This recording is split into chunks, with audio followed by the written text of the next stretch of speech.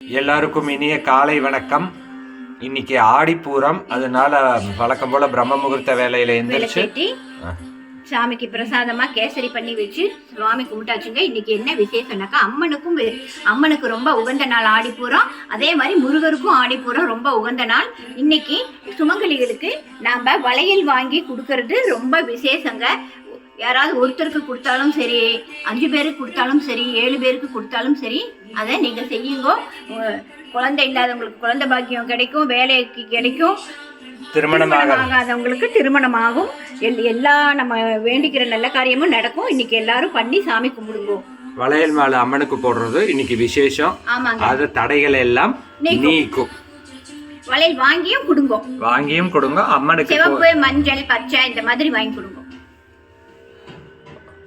இன்னைக்கு நான் புடவை வச்சு ஒரு 11 ரூபாய் வச்சு கண்ணாடி வளையல் சுமங்கலிக்கு கொடுக்கறதுக்காக எடுத்து வச்சிருக்கேங்க. நீங்களும் உங்களால முடிஞ்சது செய்யுங்க. இன்னைக்கு ரொம்ப நல்லது. இனி அடுத்தது லஞ்ச் பாக்ஸுக்கு என்ன பண்ணிருக்காங்கன்னு பார்க்கலாம் வாங்க. என்ன பண்ணிருக்கீங்கம்மா இன்னைக்கு? ஏதோ உப்புமா பண்ணிருக்கேன் காலையில சாப்பிட. அப்புறமா தக்காளி சாதம் பண்ணிருக்கேன், பிரியாணி ஸ்டைல்ல பண்ணிருக்கேன். ஓகே, அத வாசமே தூக்குது. ஆமா, தக்காளி பிரியாணி, அப்புறம் தயிர், அப்புறமா கூட சாப்பிடுறவங்களுக்கு கேசரி. அதாவது இன்னைக்கு ஆடிப்பூரம், அம்மனுக்கு நைவேத்தியமா வச்ச பிரசாதத்தை நாம சாப்பிட்றதை விட மற்றவங்களுக்கு கொடுக்கறது நல்லது.